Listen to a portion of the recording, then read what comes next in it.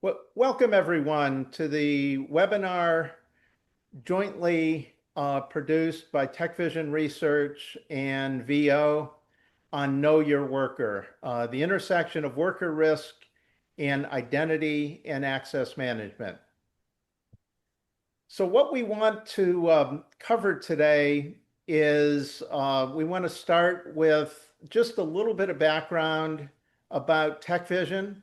We'll be delivering the initial content today, the speakers that will be in front of you.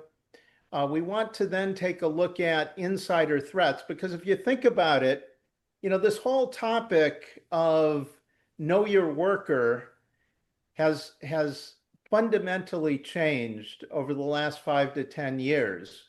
The definition of worker, uh, the acceleration of threats associated with those workers, part-time, full-time, remote workers, location independence.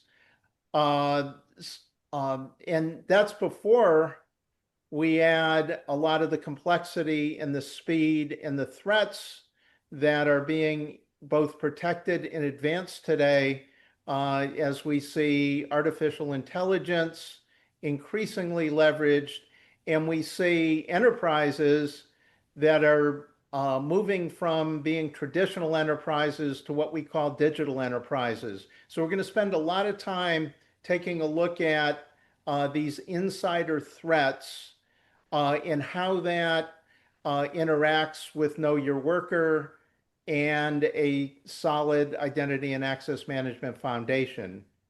We'll then take a look at the enterprise path forward.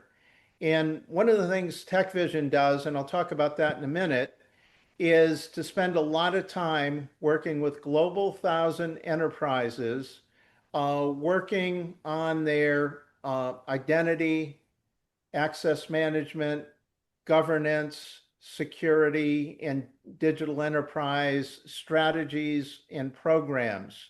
And so we want to make sure in today's session that we spend a fair amount of time talking about our recommendations for the enterprise path forward. We then want to look at this in action. So we want to look at VO, or verified orchestration, and understand what they're doing to support a lot of the premises and recommendations that we're offering at TechVision. And we'll close with some questions and some next steps. So who's TechVision Research?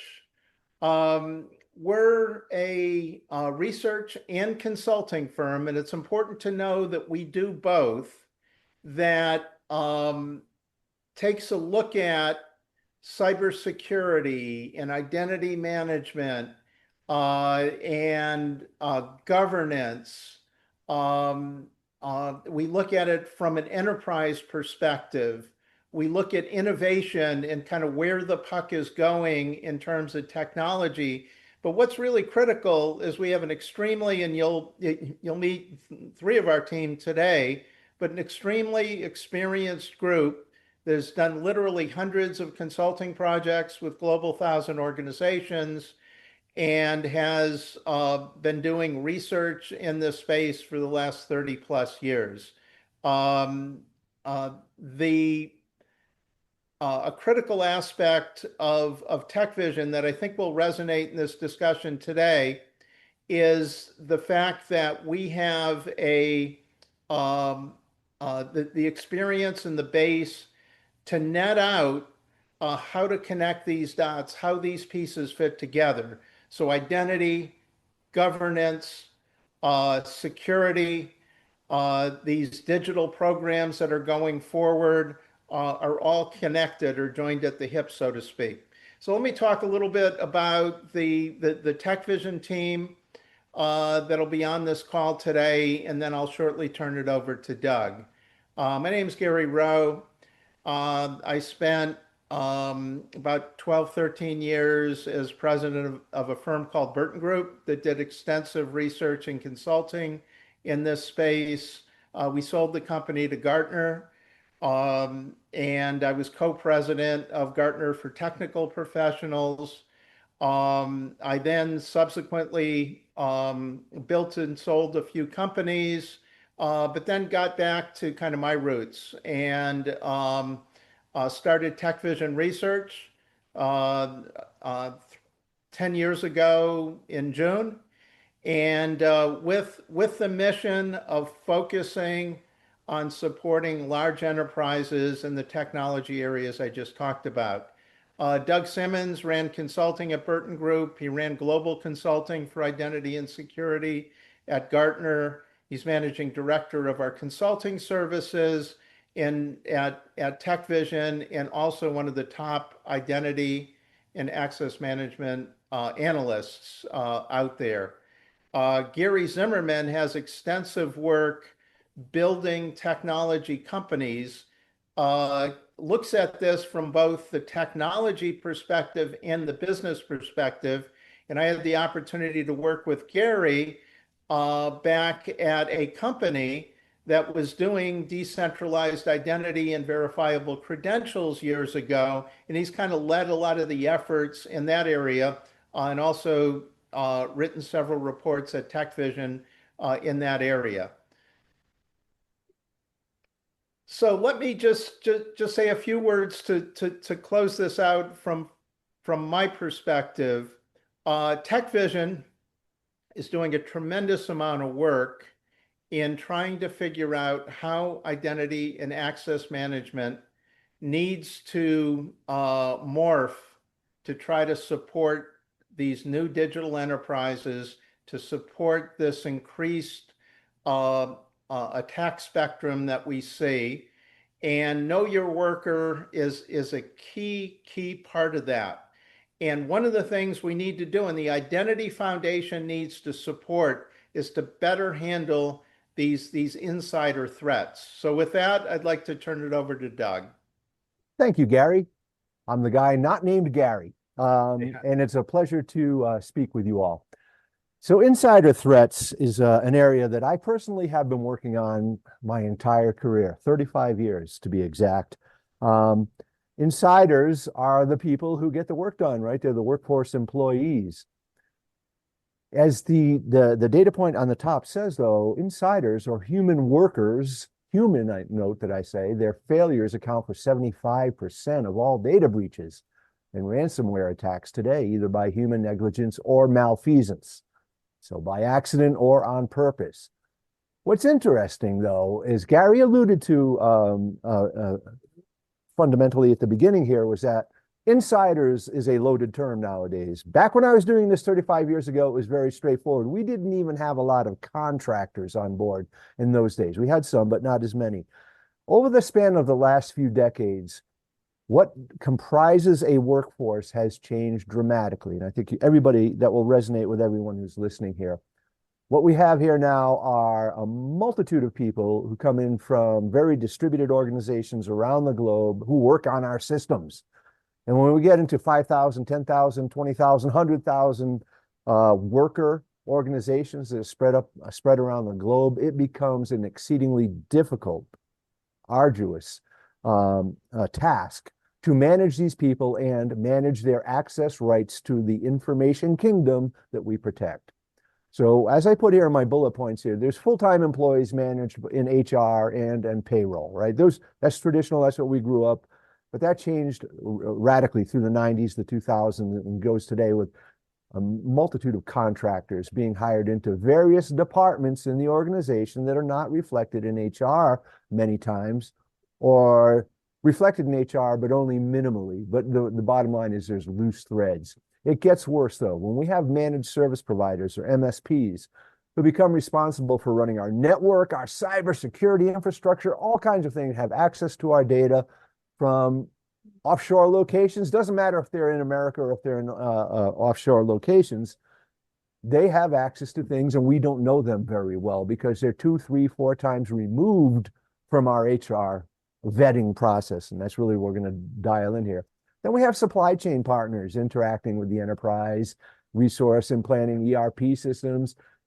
There were big hacks. There were big breaches in the United States over a decade ago. One principally was Target, the retailer, major retailer in the United States.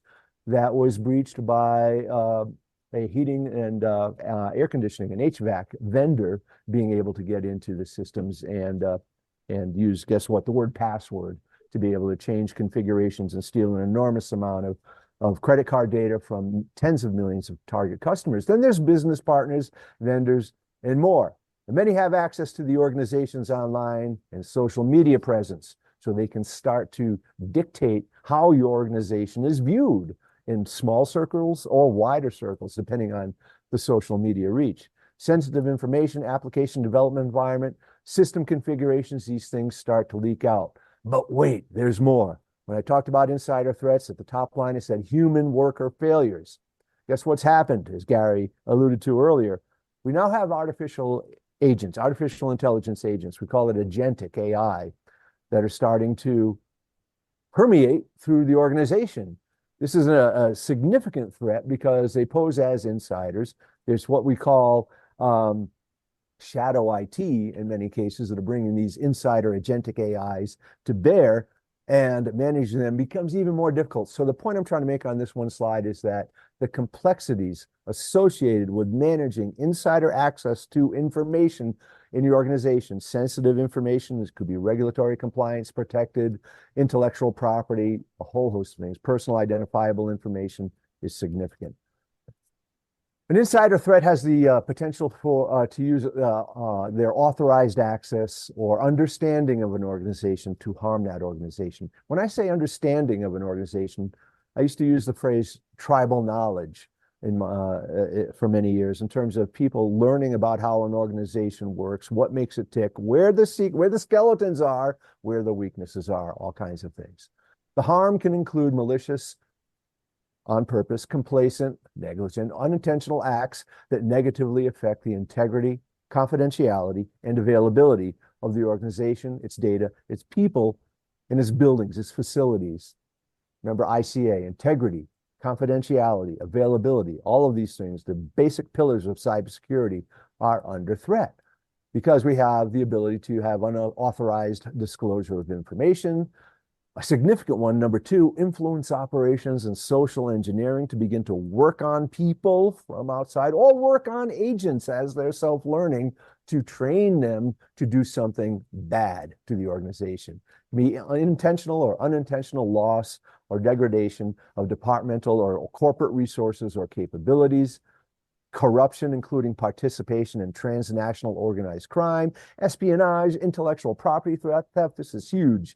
The road is littered with cases where this has happened. Sabotage, workplace violence, even terrorism. So the insider threat is real, and it's not just people. It's agents, it's things. What enables insider threats? The inflection point where human workers and agents become associated with corresponding digital identities. That's where the rubber meets the road in terms of appropriate access to the right people at the right times and never otherwise. Workers are not always adequately vetted in accordance with risk management processes. The third-party revolving door that I mentioned earlier with managed service providers and contractors and vendors, suppliers, et cetera, getting identities in your organization and many times not being governed nearly as carefully as they should be, forgotten about in many cases. Workers are granted or attain too much access, which is sometimes known as aggregated privileges. There is a very strong vein within that of identity and access management called identity governance and administration, IGA. And there are a number of very good tools on the market that help govern and administer accounts, identities, digital identities in the organization and their access privileges. But the sprawl has rendered them always playing catch up like from day one and not getting closer to catching up, but falling further and further behind as every day goes on. So we're at a point right now where IAM and IGA needs to change. We have best practices and we call this IAM/IGA 2.0. So risk-appropriate identity vetting and credentialing is the key first step to digitally enabling the entire workforce. I want to stress, I'm not just talking about humans now. Risk-appropriate identity vetting applies to agents as well. These agents will pop up in your organization. Some department may just on their credit card start to use agentic AI interface to, say, Salesforce or one of your critical systems to be able to facilitate work. But now you have something that could potentially go rogue, hasn't been vetted, hasn't been registered. So what we need to see are verified credentialing. It's becoming the cornerstone of identity verification, and we're going to spend a great deal talking about that here in this webinar as our special guest, VO, is very, very deeply entrenched in that specific, very important area.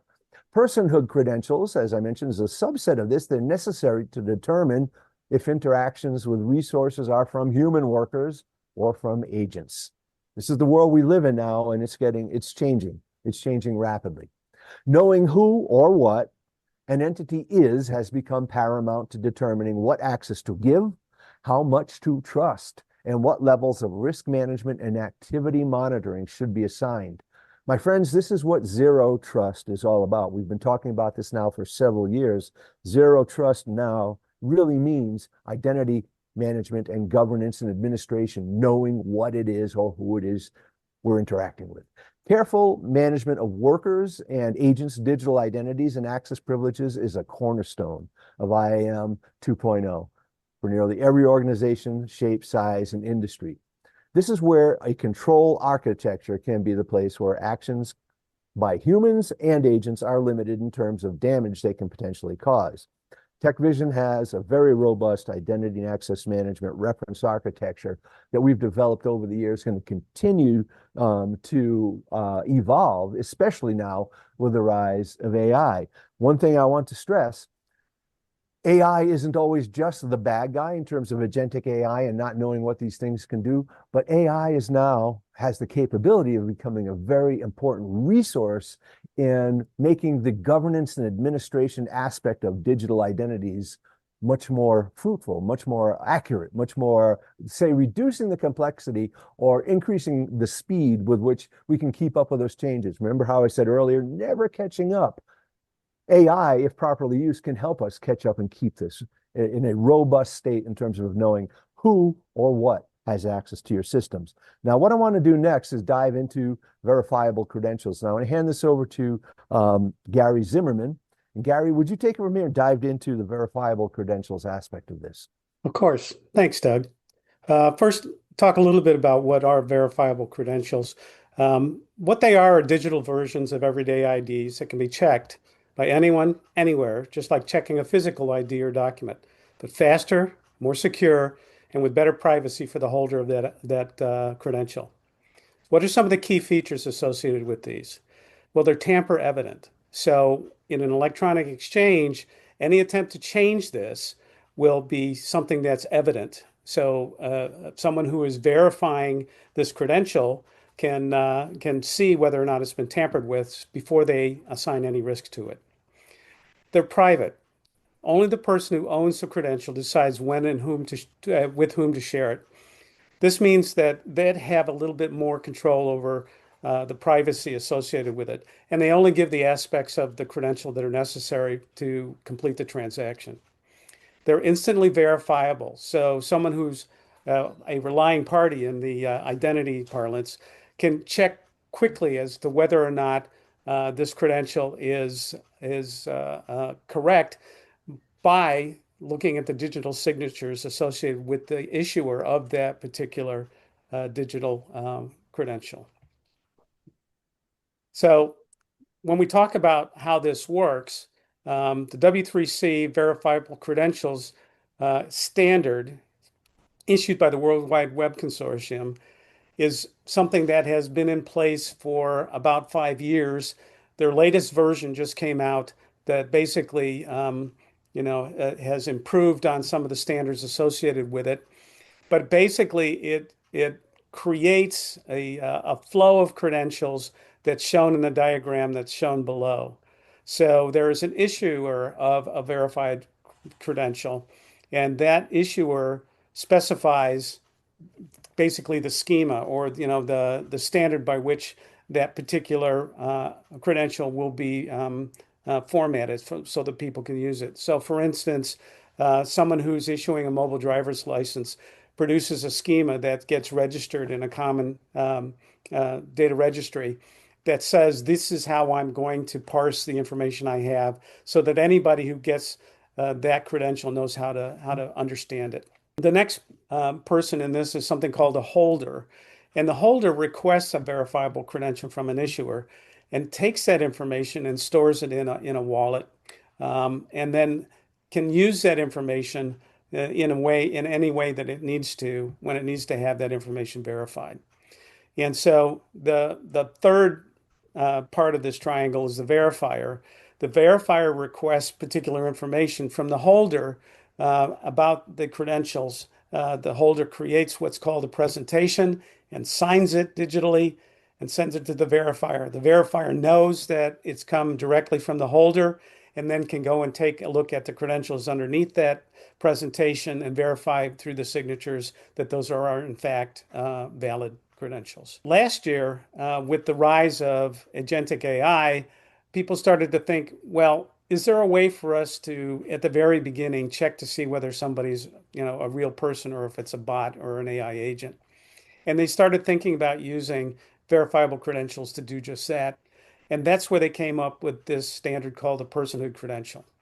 And basically what it is a way to cryptographically prove that you're a human without actually sharing any data. It's a zero knowledge proof that basically gets presented, and because it's signed by the issuer, you know that it's correct. It can be issued by any trust provider, including governments, or even a company in the United States who has to do verification for employment. They can create one of these and assign it to a human. And it's really built to combat AI-driven fraud, bots, and the misinformation that can be created from those.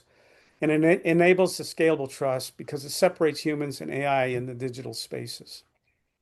So this is just something that's a little fun. One of the things that we've noticed about AI is how incredibly good it's getting at creating, fake images, fake voices, and a lot of the the things that we used to use to verify someone's identity can be easily faked these days. So this actually comes from a website called Which Face is Real, and you basically take a test to say, okay, take a look at these two pictures and tell us which one is real and which one is AI generated. I'm not going to give you the answer to this one. You guys will have to think about it yourself. So when I talk about identity, I talk in terms of layers of identity. So the first layer is that personhood credential layer. And basically, what it tells you is this a real human? And that addresses bot prevention, participation fairness. And what I mean by that is that, if you get a bunch of fake reviews that are being generated by bots, it can really shift a conversation or shift a reputation. Those things can be stopped. Fraud, spam mitigation, misinformation spread, and Sybil attacks are all things that could be prevented using just a simple personhood credential. At the next layer, we have access credentials. And that is, who is the right human? Are they authorized to do this thing that we're asking them, they're asking to do with us? And that addresses things like account takeover, unauthorized access, credential theft, and creates secure online sessions. But that still doesn't tell us everything that we need to know. And so we have this next layer called permission credentials. And that is answering the question, can I confirm who you really are? And this helps us do things like manage regulatory compliance, legal accountability, fraud protection, onboarding and personalization and privileged access services.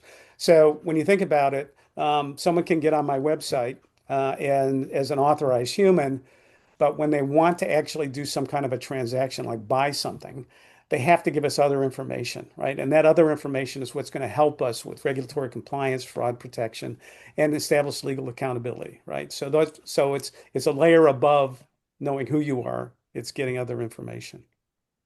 But these verifiable credentials and the simple diagram that I showed are something that's kind of unique to the enterprise. It's not the way things have been built over the last 25 or 30 years, as Doug and Gary can attest to. And so in order to use those and how those integrate into the actual organization, you need to have some kind of orchestration. And orchestration helps answering the following key questions. What capabilities do we need to issue verifiable credentials? What kind of credentials do we want to issue? How do we manage holder relationships? What credentials for the enterprises and employees? What about non-human agents? What do we need to request and verify credentials presented to us? How do we know the presented credential and its issuer are valid? Where should the decentralized identity and related registries reside? And how much control do we want to exert over these? And with that, I want to turn things over to VO and Ivan, who's going to describe how his solution helps manage or bridge that new way of looking at identity with the enterprise. VO was founded with a clear mission to bridge the gap between verifiable credentials and enterprise-specific requirements. And so now I'm going to turn it over to Ivan so you can take over and let us know what VO is all about. Thanks, Gabe. Really happy to be here. So Doug spoke about the risks of insider threats to your organization. I would like to take a related but different perspective on this slide. The detrimental experience of paperwork-based credential vetting on some of your most important workers. If attackers have it too easy, then legitimate workers are driven to burnout simply by trying to do their job. Have a look at this shocking statistic from the AMA in 2024. And it is unsurprising, unfortunately, to hear when we examine a typical day in the life of a physician.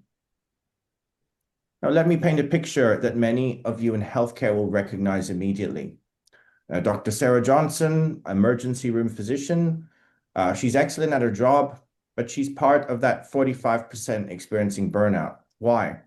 Because she works at 3 different hospital systems to make ends meet. Every Monday, she's at City Central. Tuesday and Wednesday, she's at Regional Medical Center. Thursday, she covers shifts at University Hospital. Each facility requires her to maintain separate credentials, remember different passwords, and go through lengthy re-credentialing processes. When Dr. Johnson wants to pick up an extra shift at a 4th facility during a staffing emergency, she can't just show up and help patients. Instead, she faces a 90-day credentialing process while patients wait for care. This isn't just inefficient, it's literally life-threatening. The current system forces our healthcare heroes to spend more time talking to IT departments than talking to patients. This we call the roving doctor challenge, and it's symptomatic of a much larger know your worker problem across every industry. Let's reimagine that scenario with verifiable credentials. Based on the model we looked at a moment ago, the university is the issuer.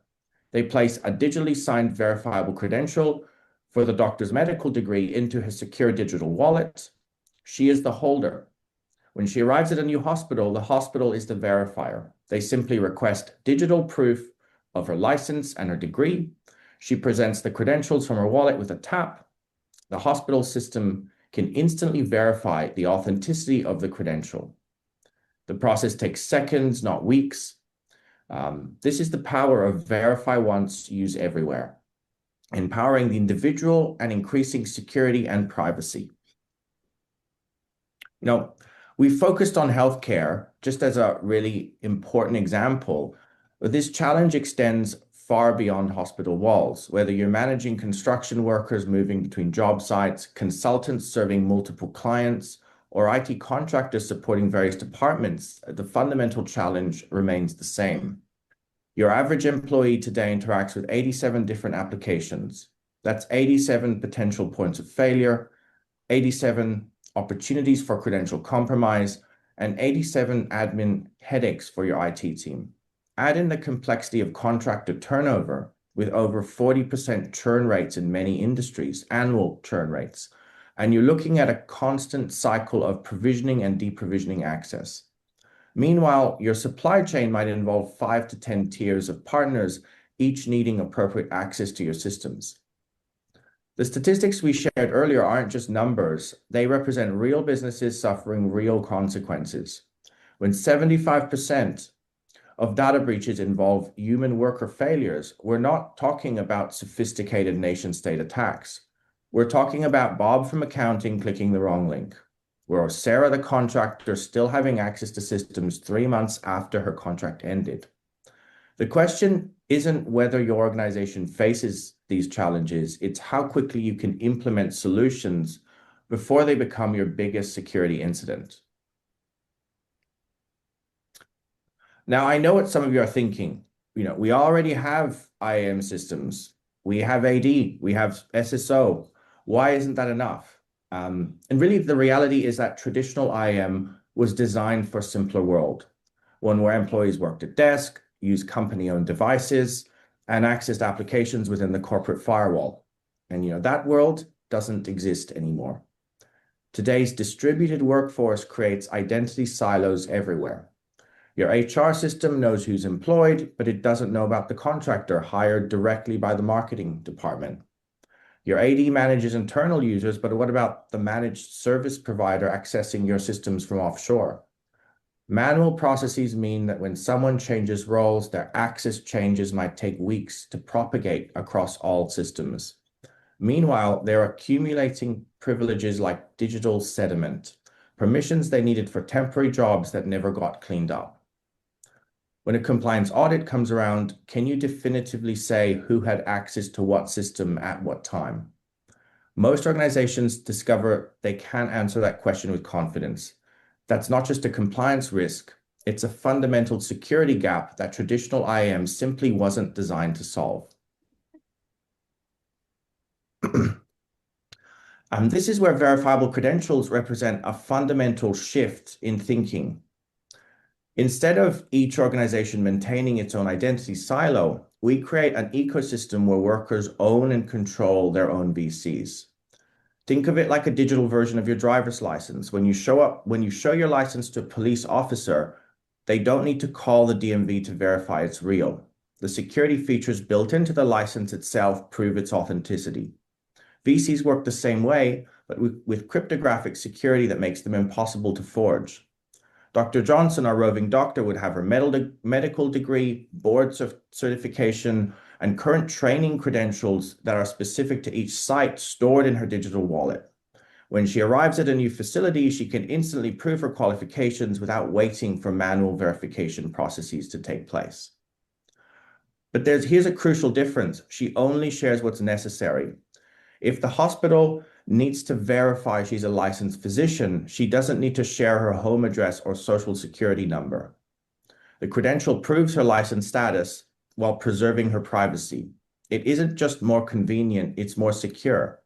There's no additional central database stored at a hospital of credentials to hack, no intermediary that could be compromised, and no manual process that could be socially engineered.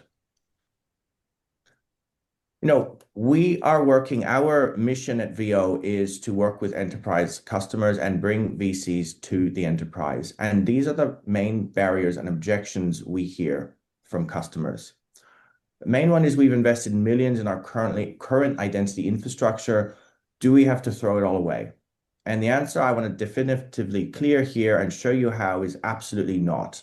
Verifiable credentials are designed to coexist and enhance your existing systems, not replace them. And let's have a look what this means in practice. Think of VCs as adding a new authentication method to your toolkit. Your users might authenticate with traditional username and password for some systems, single sign-on for others. There might be an MFA mechanism for some, and they might leverage verifiable credentials either as a primary or secondary factor for certain high-risk or cross-organizational access use cases. And of course, you'll want to expand that gradually over time as users get used to that new way of logging in and proving their identity. Standard API protocols make integration straightforward. Your existing AD can become a credential issuer. Your current access policies can be enhanced with VC-based rules. Your SIEM systems can log VC verification events alongside traditional logs. This gradual migration approach protects your investment while giving you flexibility. Start by adding VC support to your most critical applications or highest risk use cases. Other systems can continue operating exactly as they do today until you're ready to enhance them. Your existing team's IAM expertise doesn't just become obsolete, it becomes even more valuable. They understand your organization's access patterns, compliance requirements, and security policies. That knowledge is crucial for VC implementation. The goal isn't to create a parallel identity system. It's to evolve your current system into something more capable, more secure, and most importantly, more user-friendly. I'm going to stop here and actually pause on this amazing protocol that has just been, the standard has just come out this year. This is OpenID Connect for verifiable presentations.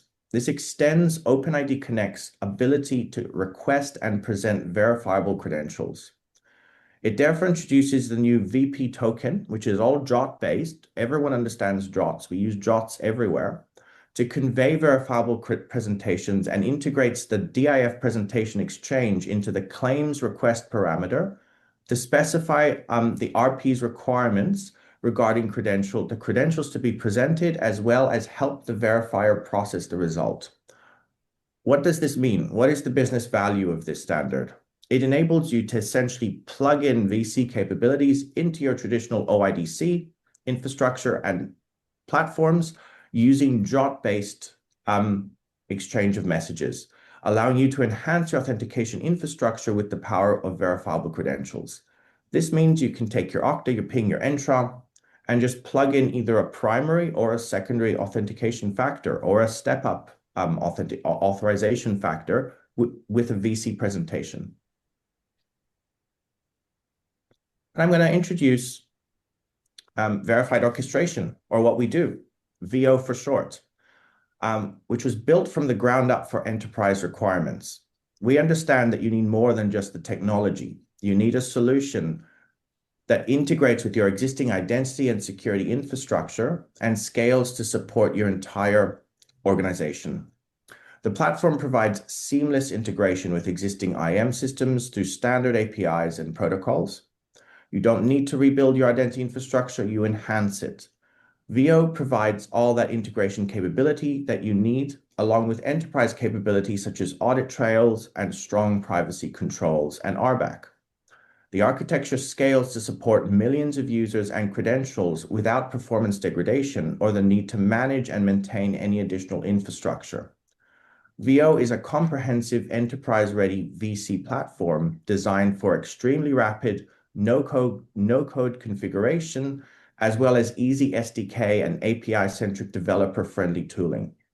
You choose the integration approach that works best for your needs and your organization. And some of you might have tried to implement verified ID from Entra and run into some serious limitations and complexities. For example, you might have discovered the cost and effort of custom development work required was too high. Or perhaps you need OIDC capability to enable that coexistence approach I'm speaking of. Or you might have noticed that integration with biometrics such as face check was too complex. And VO is designed to solve all of that. Our philosophy is 15 minutes to value, 15 minutes to design a credential, 15 minutes to configure an issuance, 15 minutes to enable OIDC authentication, 15 minutes to create a biometrically bound credential, 15 minutes to enable VC-based multi-factor auth on an existing application, and so on. We are based on and we embrace and extend Microsoft Verified ID. And this means for many of you who are very deeply embedded in the Microsoft Azure and Entra world, we coexist natively.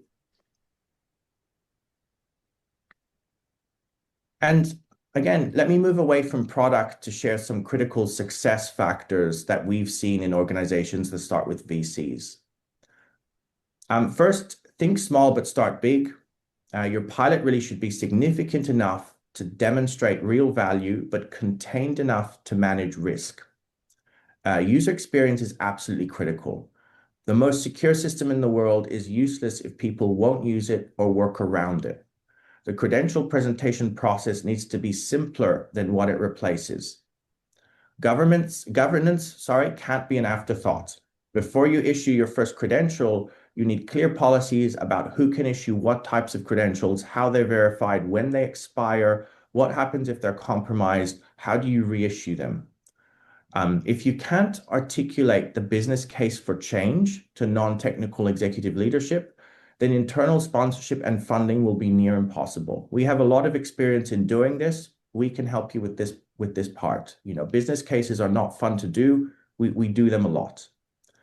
Partner selection matters enormously. Look for vendors with enterprise-grade solutions and implementation partners that understand that novel decentralized VC architecture, and importantly, understand why these architectures exist, which is to minimize PII proliferation. Because if you build these systems and just store more PII, you might have decentralized credentials, and then you have a new system you need to protect that stores all of the PII that those credentials theoretically were designed to store. So this is a very novel approach to managing PII. It's really important that you get an implementation partner that understands this privacy principle. And finally, last but not least, invest in training, communication, and ongoing support. The users you're going to support here is a doctor, is an accountant. These are people who are not highly technical. So managing that transition is really important.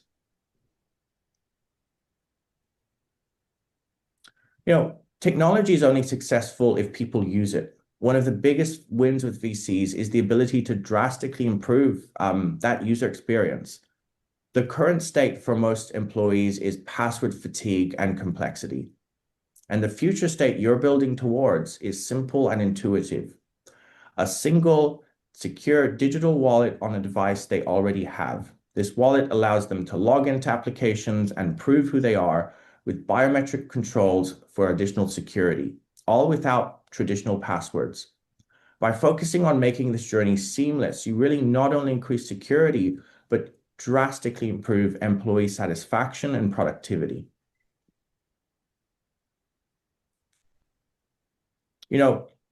Today, your organization really is a vault. You hold vast amounts of personal identity data about your workforce, about your suppliers and your contractors, which is a massive liability and a massive risk in case of a breach. You don't need to store any of this to deliver value to your customers. The process is inefficient and siloed, and the future state really flips this model. The worker is at the central, empowered with their own verified portable identity. As an organization, your job is no longer to be a custodian of thousands of employee records. Your job is to become an expert of trusted credentials and an issuer of credentials specific to your business. This is more secure, more private, and a more efficient way to operate. The goal is you move away from a model where you manage identities and own that associated risk towards a model where you consume trusted, verified credentials. To wrap up, I want to leave you with these concrete next steps. First, go back to your organization and identify your roving doctor challenge. What's the one identity process that causes the most friction and risk? Whether it's contract onboarding, partner access, or something else, start with a real pain point. Second, build a small cross-functional team. You'll need buy-in from disparate teams within your organization, security, HR, compliance. And finally, engage with a team that can help you think this through. A discovery workshop can quickly map out what pilot project would look like for your specific use case. And last but not least, launch the pilot. The journey to a modern security identity posture starts with a single successful step. Prove the value, and you'll build the momentum you need to transform your organization's approach to identity. Thank you. And now we open for questions.